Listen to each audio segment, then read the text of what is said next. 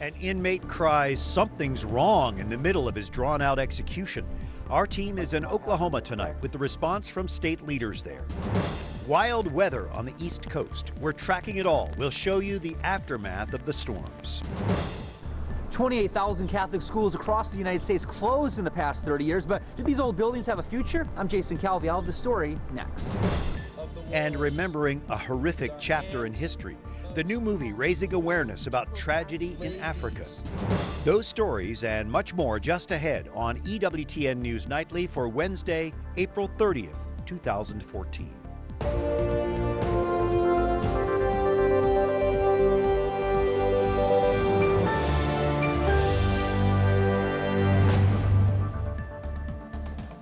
Good evening. Thank you for joining us this evening with the EWTN News Nightly team. I'm Brian Patrick.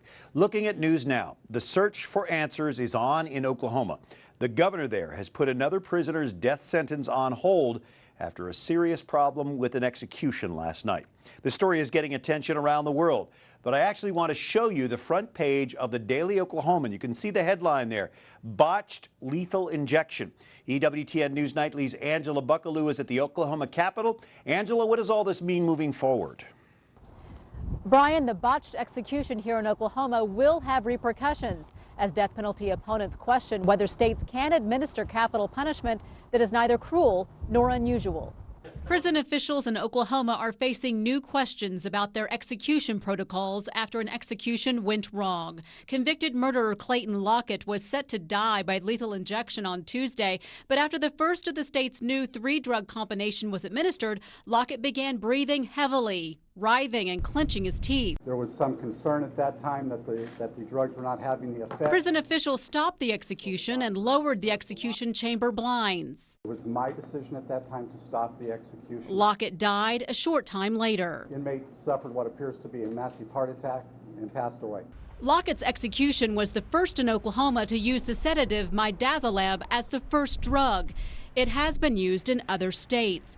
Death penalty opponents have been challenging Oklahoma's execution protocols because the state won't reveal how it's getting its lethal injection drugs. Rather ironic because it's the whole issue about the legal battle has been over the drugs themselves. Oklahoma's governor gave a second inmate who was set to die on Tuesday a 2-week stay so corrections officials could review their procedures. Both inmates scheduled for execution yesterday had previously sued the state of Oklahoma for failing to divulge where they got the drugs that were going to be used in their lethal injections, but failed. In fact, defense attorneys from other states, not just Oklahoma, but Texas and Missouri, had also sued with this same argument in mind, but also failed.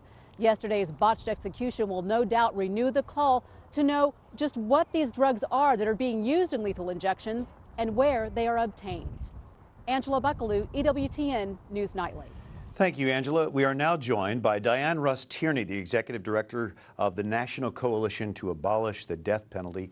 Is this a rare case, this botched execution? Unfortunately, we're seeing more and more of these cases as states scramble to find ways to execute prisoners. And I think what's really happened here is that it's been compounded by the shroud of secrecy around all of this. There's not the kind of transparency and accountability that you need to have in these situations, and so that's why we have the result that we had in Oklahoma last night. This inmate was slated to die. What does it matter whether he dies of a lethal injection or of a heart attack? It matters because of what it says about us. Nobody disagrees that people who cause harm should be held accountable. Nobody disagrees that we should be caring for people who are harmed. But how we punish and whether we do it in a way that's consistent with our values and morality is what's important. So it matters how we punish people who commit crimes. The courts have said it is okay to execute, but it cannot be cruel or unusual. How do you draw that line? Well, the court's been pretty clear. You know, it said that you can't have sort of the pointless infliction of pain. And I think here you see what happened. This wasn't a matter of a prisoner actually just dying. There was, you know, a lot of evidence that this was an excruciating experience to the point that the officials in Oklahoma actually stopped the execution. And so, you know, I think that we have had a serious constitutional violation here, and it's something that's I think we're going to have to look at very closely. There is another prisoner set to be executed in Oklahoma. What do you think the state needs to do before moving forward with that? Well, they need to stop. They need to have an independent investigation of what happened here, and there needs to be some more public scrutiny. So I don't think that there's any reason to think that this state should be moving forward with an execution. This is the second botched execution that we've had in this state. So I think they need to stop, and they need to look beyond the method of execution to whether we ought to be doing this in the first place. All right, let's take a quick look at the White House spokesman and what the administration has to say about this. There are some crimes that are so heinous that the death penalty is merited. In this case, or these cases, the crimes are indisputably horrific and heinous. But it's also the case that we have a fundamental standard in this country that even when the death penalty is justified, it must be carried out humanely. A quick reaction to that? Well, I think the key point is that everybody agrees that this was egregious, that what happened last night was not what should happen. And I think that it should prompt us to look not only at the method, but whether we need the death penalty at all. And that's why the death penalty is in decline. The public support for the death penalty is down to 55%. That's the lowest it's been in years. And opposition is at its highest. And so we're only going to see more opposition, and we're going to see the death penalty ended. And this sad chapter may be the beginning of it. Diann Rust-Tierney, thank you for joining us. Thank you for having me. We appreciate you. Now, some of the other stories our EWTN News Nightly team has been covering in today's world, including the wild weather in Florida right now. Rescuers are working hard to help with evacuations because of all the flooding. Florida's Governor Rick Scott has declared a state of emergency in 26 Florida counties. Many still don't have power. Meanwhile, in the Ukraine, the country's acting president is doing what he can to crack down on violent protests and unrest. In fact, he says it's the #1 goal of the government right now. Those comments come after pro-Russia gunmen seized even more administrative buildings in the eastern part of Ukraine. Armed militias now control most government offices in Luhansk, which is one of Ukraine's largest cities. And it's not just the U.S. government that's concerned with the Russia-Ukraine situation. German Chancellor Angela Merkel is meeting with the Japanese Prime Minister about this. They're talking about ways to ease tensions in that region, as well as how to get Russian militants to release 7 observers. Despite international pressure, Merkel says it's ultimately up to one country. Every second and every minute, it is in Russia's hands to pacify the development in Ukraine and get back on the path that we want. Meanwhile, the Japanese Prime Minister pledged to help out Ukraine economically. To the north in Estonia, NATO is opening up another air base. 4 Danish fighter jets arrived there today. The jets will help police the skies during the Ukraine crisis. American paratroopers arrived earlier this week, ahead of the official base opening. Back here in the U.S., we know that one of the victims from the FedEx shooting near Atlanta is now out of the hospital. The 19-year-old is one of 6 people wounded in yesterday's attack. Police tell us another 19-year-old was behind the shooting. The teen's name is Getty Kramer. Authorities say he shot a guard at the FedEx package sorting center before shooting others and then finally killing himself. An alert from the State Department: terrorism is on the rise. And even though we haven't had any major attacks in the U.S. in the past few months, it is still a very serious threat. All that according to a just-released annual report. It goes on to say that more than 17,000 people died from terrorism in 2013.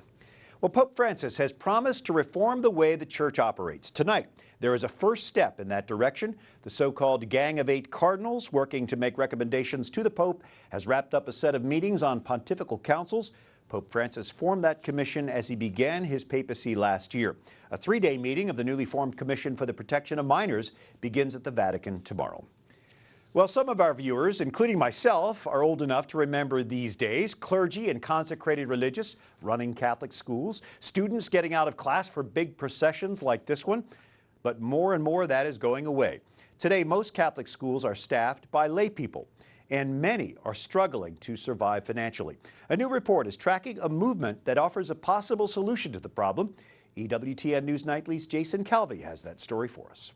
13,000 Catholic schools filled the United States in the early 1960s. Only half are still open.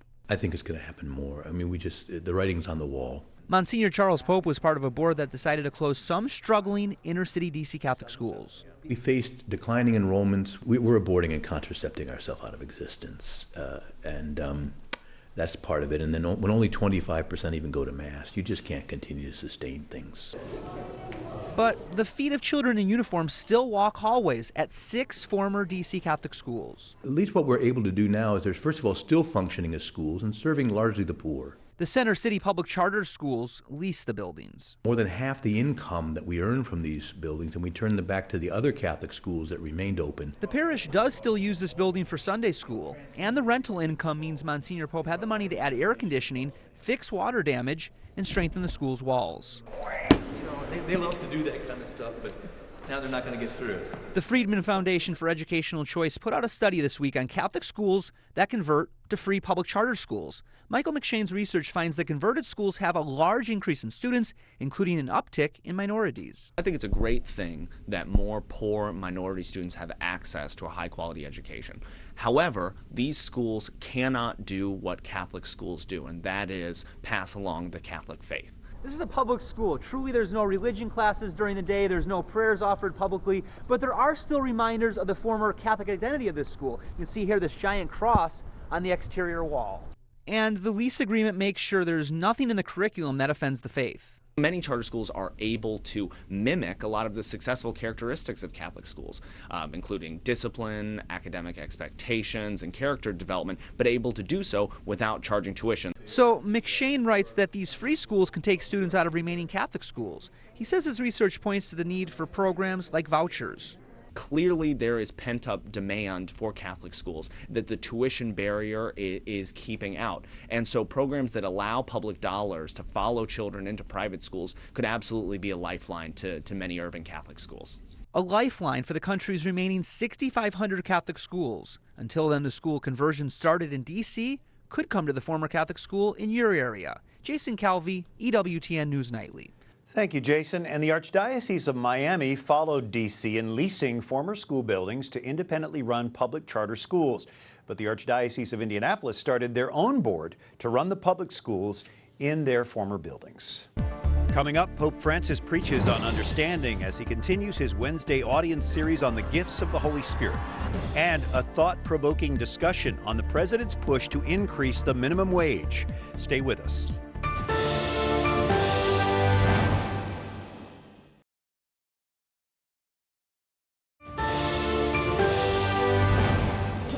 Thank you so much for watching EWTN News Nightly. I'm Brian Patrick, just back from Rome, and there's still a festive atmosphere in the Eternal City. Pilgrims keep celebrating after this weekend's canonizations. One church near the Vatican had a special place in the heart of St. John Paul II. Our Rome correspondent Alan Holdren takes us there tonight. John Paul II made the Church of the Holy Spirit the Divine Mercy Shrine in Rome. And in these days following his canonization, it's become a real hotspot for pilgrims and passerbys alike. They come to pray before his relic. It's only been 3 days since John Paul II's canonization, but the impact is already being felt by those lucky enough to witness it. I think it'll change their lives. I think they have experienced something that they'll never forget. I feel more spiritually enriched. Yeah, my faith has grown stronger. Yeah, especially seeing all the younger people sharing like same faith and stuff. Now with Pope Francis reflecting even more about what mercy really means for us as Christians to try not only to ask from God mercy, but also to try to live mercy. And it's not just lay people who are still on a high. There's an entire generation of priests inspired by St. John Paul II. There's nothing more important than to teach young people how to love. And during the canonization, I had this great sense that this is what he did in my own life, was to teach me to love and to be loved. For now, this church is packed with pilgrims who are still giving thanks for a man who left a lasting imprint on the church and the world, and that is sure to be felt for generations to come.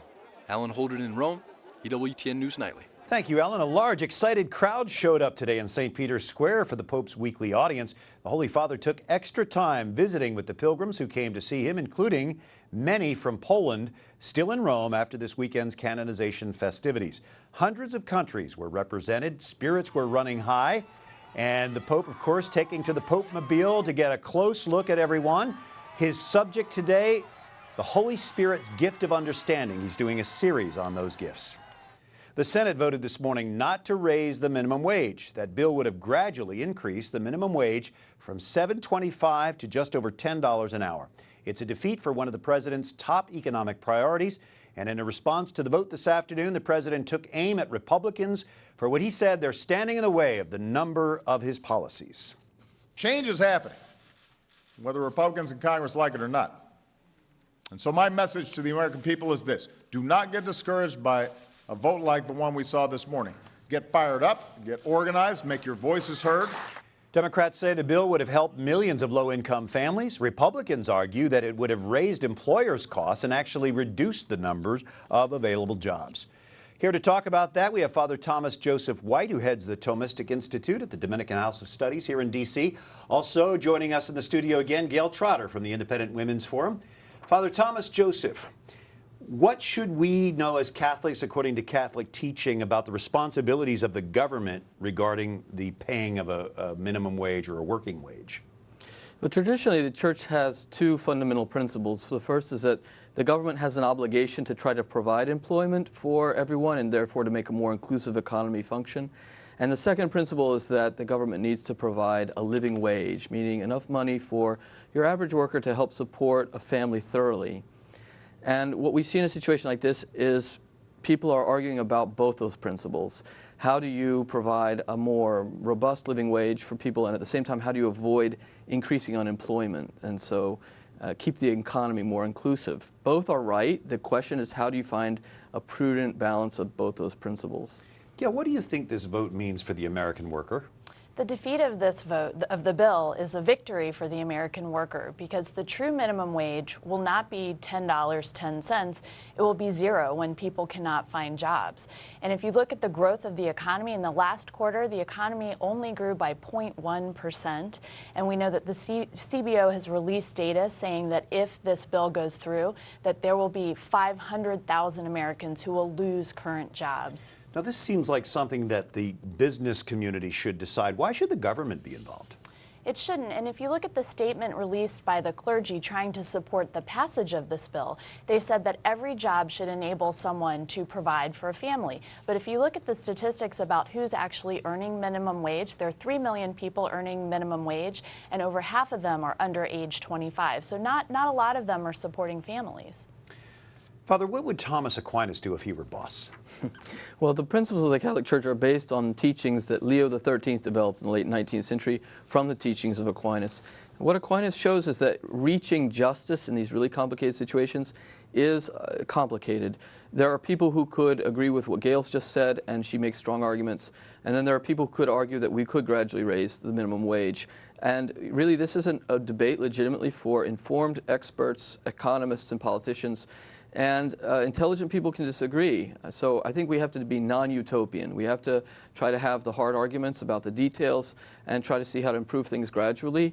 At the same time, the whole economy needs to be grown. So there's a lot at stake for every element, every participant in the economy. No simple answers, perhaps a compromise somewhere. Father Thomas Joseph White, Gayle Trotter, thanks for joining us tonight. Thanks for having us. Up next, a preview of the powerful documentary 1 Million Bones, raising awareness of ongoing genocide in the world. And a personal visit with the Pope's preacher, the Jesuit priest who delivers homilies to the Holy Father.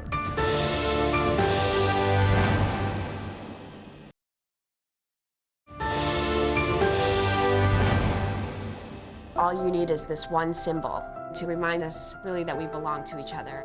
The voice of Naomi Natale from Albuquerque, New Mexico. We're joined by Naomi from by satellite. She is the founder and director of the project, now a documentary, 1 Million Bones. Thanks for joining us, Naomi. And this culminated in an event here in Washington last June, a 3-year project. What can people expect from the documentary?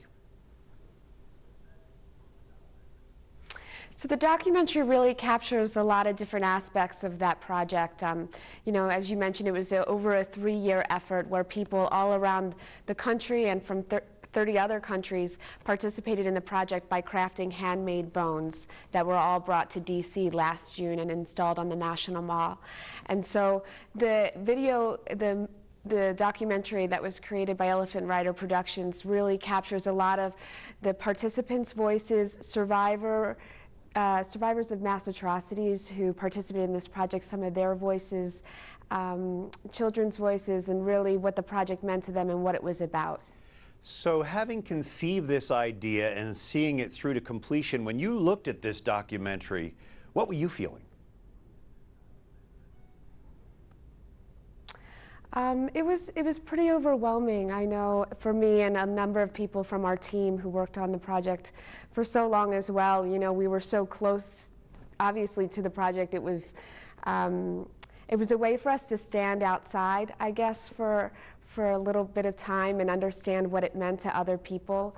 For so many years, we were wrapped into logistics and outreach and connecting people to these issues, but we didn't a lot of times weren't able, because of distance and where we were, to see what it meant to other people, and particularly to survivors. And so it's a really meaningful piece. It also means a lot to us because so many people participated in this project with, inspired by the idea that they were a part of something bigger than themselves. And they created these bones that we promised we'd bring to the National Mall and that would serve as their voice on these issues. And so this film really gives them, to those who participated but couldn't come to DC and see what they had been a part of, it gives them a view to understand that. And that's another reason why it's so important to us. And what would you hope those of us who were not familiar with the project would get from this documentary on it? What do you hope we take away? Of course, I hope that it brings further awareness to these atrocities that go on today with very little attention paid and really next to no action taken. So, of course, we hope that people become aware, become concerned. Also that it inspires people to be hopeful, to remind people that their voices matter, that our actions matter, and by our actions we can inspire other people to care for issues that are so important and that are close to us. A message of hope. Naomi Natale, thanks for joining us from Albuquerque, and we look forward to seeing 1 Million Bones. As we move on now, he is known worldwide as the only person allowed to preach to the Pope. This week, Father Raniero Cantalamessa has been visiting Washington, D.C. in what could be his last trip to North America. Wyatt Spencer sat down with him. He joins us now with the story. Wyatt? Well, Brian, Father Cantalamessa holds the title of Preacher of the Papal Household. He's had the job for 35 years, and during his time at the Vatican, he's preached to 3 different popes. One of the questions we had to ask, what's it like to have that job for so long? I am not joking that this is because the Pope have realized that this is the place where Father Cantalamessa can do less harm to the Church. Okay, maybe he's joking a little bit. We found 79-year-old Father Raniero Cantalamessa full of smiles and laughs this week. The Capuchin friar leads the meditations to the Pope and a group of clergy members on Fridays in Lent and Advent, which includes preaching a sermon. At first I was a little concerned and afraid that this would limit my ministry. On the contrary, it has opened many doors, many doors. Since he was appointed in 1980, he's preached to St. John Paul II, Benedict XVI, and Pope Francis. In fact, the Pope makes this job easier. He's a listener among other listeners. He says each pope has his own personality. An example, Benedict, more formal, pictured in this photo, sitting in the background inside a papal chapel while Cantalamessa preaches. Francis, more up front, in this case literally sitting front row near other clergy. But he says each one of them has been a blessing both to him and to the Church, which has encouraged him in preaching. The message I have to preach is not my message, it's the gospel of Jesus Christ. And I am convinced that this message deserves to be heard by anybody, anytime. Father Cantalamessa also says it's wonderful that Pope John Paul II, the man who appointed him, was recently canonized a saint. He also says each of the 3 popes he served set an example of how humble they acted, something that keeps him grounded each day. Brian. Great story. Thank you, Wyatt. And thanks for filling in for me while I was in Rome. Absolutely. Be sure to like us on Facebook and follow us on Twitter. Catch us again on EWTN's YouTube page. For all of us here at EWTN News Nightly, I'm Brian Patrick. We thank you so much for watching tonight.